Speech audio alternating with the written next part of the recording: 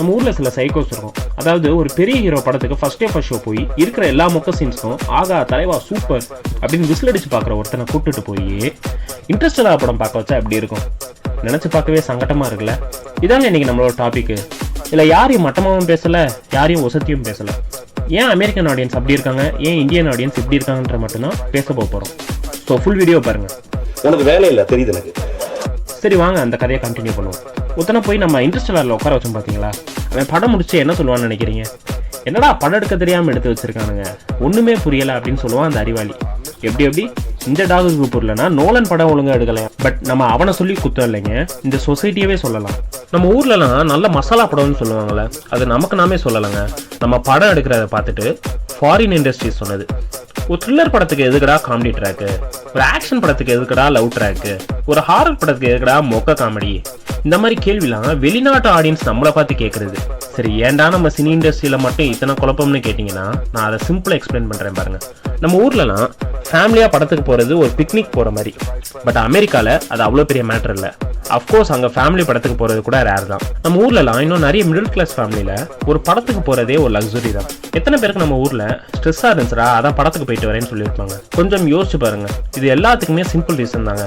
அமெரிக்காவில் பேஷனுக்காக வேலை செய்கிறாங்க, நம்ம ஊரில் காசுக்காக வேலை செய்கிறாங்க. ஆமாங்க, டிஎன்பிஎஸ்சி எக்ஸாமில் 10,000க்கும் 20,000க்கும் 100,000 பேர் போட்டி போடுறாங்க.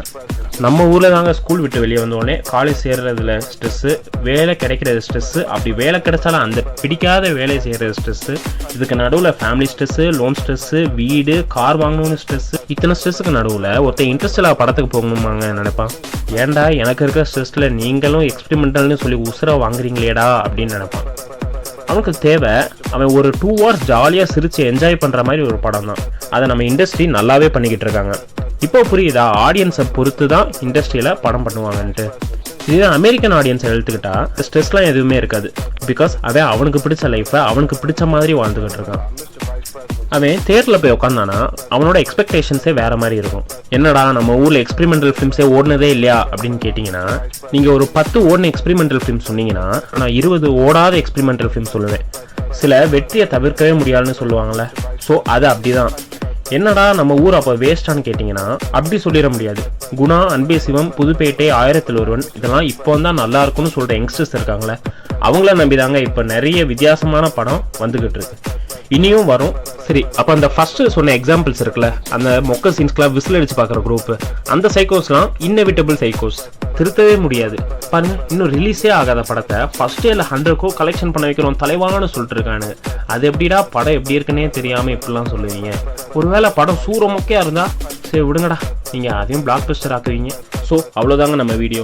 இதே மாதிரி வேறு ஏதாச்சும் கான்செப்டை பற்றி பேசணும்னு நினச்சிங்கன்னா கமெண்ட் பண்ணுங்கள். அண்ட் இவ்வளோ நேரம் தொண்டை தண்ணி வத்த கத்துனது எதுக்குன்னா நீங்கள் சப்ஸ்கிரைப் பண்ணுவீங்கன்னு தான்.